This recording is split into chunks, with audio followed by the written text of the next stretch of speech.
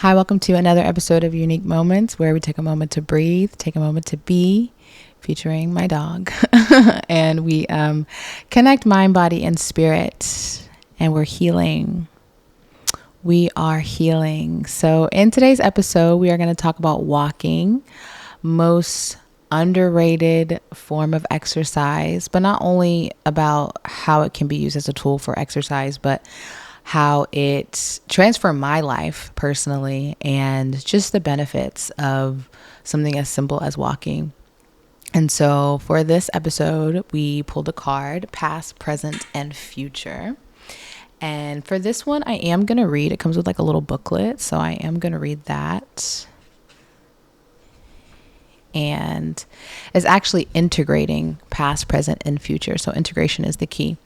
And so it says, we all arrive on this earth with a plan. We all have lessons to learn. In the process of learning these lessons, most of us will encounter experiences that we will label as bad. The labeling and duality we carry with us wherever we go is what we call our so-called baggage. When we let these labels direct our reactions to life and experiences in the present, or even project them into the future, we are working with the lower energy vibration. When you're able to integrate your lessons without labels, then you're free to remain in the present experience and enjoy it for what it truly is. You can then move forward into the future without expectations or agendas and be much more open to what will be for our highest and best. Let go of the labels and judgments surrounding a situation. So that speaks to me. I think for me, I am very present. I do try to stay present, and I think my meditation practice does help with that. But I find myself going to the past more than I do so for the future.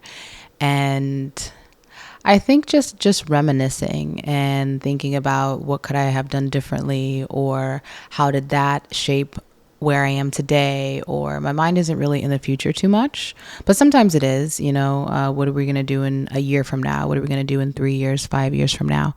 Which is equally, I don't want to say bad or good, but it's just any moment that you're not in the present moment is kind of like you're deluding yourself a little bit, because when you think about it, everything is now. Wonderful book, The Power of Now by Eckhart Tolle. Changed my life also. He just speaks about the power of now, the power of the present moment. When you really truly think about it, time-wise, everything is happening right now. Even if we go back to the past 5 years ago, you were in the now. You were living in that time. We were in 2020. Then it was present. And then when we go to the present, obviously that's now. Today is now. And if you think about the future, in a year, in 2026, you will still be in the now. So past and future really only live in the mind, which is kind of crazy to think about, because everything is happening now. And so I think, as we think about maybe what's holding you back, are you scared for the future? Are you hopeful for the future? Regardless, it's almost like carrying dead weight. Like, it's one thing to realize what happened in your past and to learn from your mistakes and to allow that to help you be a better version of yourself. Because of course, we're healing. We're becoming the highest versions of ourselves. We're becoming the best versions of ourselves.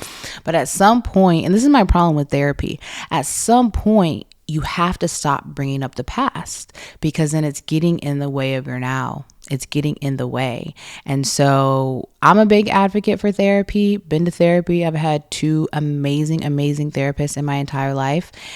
And I think if you find a good one, it can be very helpful. It can be very helpful to work through your issues, work through your traumas, just have someone to talk to that's non-judgmental. But at a certain point, if you keep bringing up the past, if you keep going back to your traumas from childhood or what hurt you, it's like, when are you going to get over it? Like, at some point you have to put it to bed. And at some point you have to say, okay, that was me then, but this is me now, and living in your now. And it's tricky because the past follows you, especially if you have trauma. You can't get away from it. Even if you reinvent yourself, even if you have a new identity, new body, new face, new personality, new attitude, it's like you can't get away from what created you. You can't get away from what took you to this now moment. So I give gratitude for my past, and I'm very blessed to experience what I experienced and had to go through to get me to this point, because I wouldn't be this present version of me if it wasn't for my past. But at a certain point, you have to say, okay, bye. You were lovely. It was great. We had a time, and now we're here. And the future, I just don't really think about too much, because it's like it hasn't happened yet. And in a very real sense, we don't know if it's going to happen. We don't know if tomorrow's going to happen. We don't know if May is going to happen. Like, we quite literally have no idea. And so I think it just uses a lot of extra energy and doesn't really serve anything to really spend too much time there. Now, you do have to, because you do have to plan. I'm not a planner. We're working on that. You do have to have some sort of trajectory or direction, or where do you see yourself in 5 years? And that's helpful with actually getting there too, right? Because if you don't see a vision, if you don't see a way, if you don't see anything beyond this point, it's kind of hard to get there, because where are you going to? But you can definitely have full faith in God and just trust that you will get to where you need to go, because you will. You will always get to where you need to go, and what's for you cannot miss you. I faithfully believe that. So you really don't need to worry. You really don't need to worry at all. But I think being present is key, and being aware that the past has shaped your present, and the present is going to shape your future. So I think about future me, and I do things for her. And that goes with delayed gratification, which is, I think, what our generation is kind of learning. Instant gratification works for the right now, which is, yes, live in the now.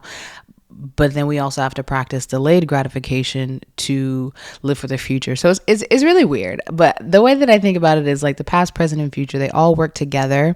But being in the present is where you get the most benefit, because that's the only thing you can influence truly. Even if you think you're influencing your future by thinking about your future and planning ahead, you're still only in the now. So that's the way I think about it. And then as for the episode, so we're talking about walking. Quick little story time. So when I started my healing journey, maybe 4 years ago, 5 years ago, like 5 years ago now, I think my intro to it was walking, like as a form of exercise, but it didn't start out that way. I used to live downtown, and there was this park that I would go to religiously, faithfully. And originally it was just to get out of the house. Like, I would just go and take a walk. Many times I would go on my lunch break, on my lunch hour, and just walk. And it just helped to get out of the house. I think I was feeling like sort of stuck, and like I didn't know what to do, and I didn't want to be in the house. I didn't really want to be doing anything. And I wasn't quite a gym girly yet. I wasn't working out. I wasn't on my fitness anything. And so I was like, okay, we're just going to walk. Like, we're just going to take a walk outside. And naturally, I love nature. I love the birds. I love things like that. So I was like, okay, let's just go out in nature. And then it became this sort of habit, and a wonderful habit to have. And at the time, I was the heaviest I've ever been, very overweight. And through that, like the walking, it just kept getting longer and longer. At first it was like, okay, a mile. And then I would walk 2 miles, 3 miles, 4 miles, sometimes 5 miles. And at a certain point, it didn't become about the walking anymore. I found there is this sense of peace and clarity that I would get. And at a certain point, I just stopped counting. I stopped counting how long I was going. I stopped counting how many miles I was going. And then it kind of felt weird if I didn't go for a walk. And so the end result of that was I lost like 20 to 30 pounds. My mental health drastically improved, being out in nature, absorbing the oxygen from the trees, being in sunlight, and seeing people. That's another thing. Before, when I started to walk, it would be like I would have my headphones in, listening to music, listen to a podcast, YouTube video, audiobook, those sorts of things. And then like, I don't know if I did it consciously to avoid talking to people, because again, I was in a stuck space, I was in a depressed space, I didn't really want to talk to anybody or like have a conversation. I just wanted to go do my walk, come home, and that was that. And then like I think either one day I forgot my headphones or something, and I had to look up, like I had to actually look at people, like the people walking, and I can't explain the like mini joy it is when strangers say hi to you when you're walking. Like sometimes it feels like a routine, like automatic thing, like everyone's just like good morning, hi, good morning, hi, smiling, and then it's kind of like, oh, these people are being fake. But then like you get that one person that says hi or good morning, and it feels genuine. And especially if you're down, or if you're in a dark place, or if you really just don't want to be bothered, it does something to you. As humans, we need social interaction, right? So that high from that one stranger can change everything. It can change your mood. It can change your day. It can inspire you. And so that started happening to me, and I was like, okay, I like this. And then we're going to different parks, and then we're going to, and so that's kind of been my journey with walking. And now I keep that up for sure when I walk my dog, but just in general, like I just go for a walk, and it is again the best exercise. It doesn't take a lot. You don't have to use weights. You don't have to even walk far, like 10 minutes, 20 minutes a day. And you lose belly fat, your legs get toned.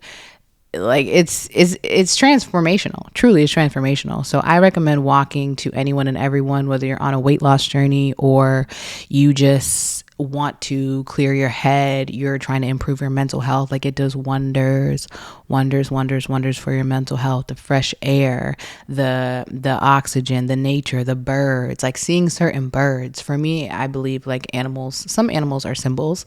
So like depending on the places I'll go to, I'll see a deer or certain birds or butterflies or bees. And it's like, or flowers, and it just does something to your spirit. There's a deep something that happens, and I can't put my finger on what it is, but something happens when everything works together and the people are saying hi to you. The birds seem like they're talking to you. You see a random animal that you never saw in your whole entire life. You see kids playing, laughing in the park. You see couples coupling in the park. It's just like a joyous thing. Like you can't have a bad day now. Like you can't walk around with a frown now. You've seen all of this love. You've seen all of this like community and happiness, and it's just peaceful. It's just peaceful. So I will forever recommend walking. And then also something that I started doing recently, walking meditations. So traditionally, I meditate sitting, lying down, stuff like that. But I was just recently introduced to walking meditations, and it works the same way like a normal walk, but the only difference is the presence, and you're being mindful of the ground underneath your feet, or the pavement underneath your feet, or if you're walking in the grass underneath your feet, and really paying attention to, okay, this is the left foot, this is the right foot, paying attention to the weight of your body weight and how you're stepping, and really just tuning in and tapping into your own vibe and your own energy. And when you get into a rhythm and you are going for 10 minutes, 20 minutes, 2 miles, 3 miles, it works wonders for your mental health. Like your head is clear now. Walking also boosts creativity. I don't know how many times I've been stuck on an idea or couldn't think of something, and you just go take a walk. And it's like, it frees something up in your brain. It unlocks something. It releases some kind of neural pathways or something for them to get that divine idea to you. And so many good things have been birthed out of a walk. So I will forever recommend walking as a form of meditation, as a form of self-care, as a form of weight loss, and just getting back to self, truly getting back to self. And again, it's a great form of exercise if you're into that. And when you start seeing results, when you start seeing things change, or when you see that person that you always see at 7 a.m. and you've created that like kind of bond. And it's just it's just a wave. Like sometimes you just might need a wave from an elderly white man. And that's going to reset everything for you. And it happened to me, so I know it can happen to anybody. And yeah, walking is superior. And I think that's all that I have. For today. So until next time.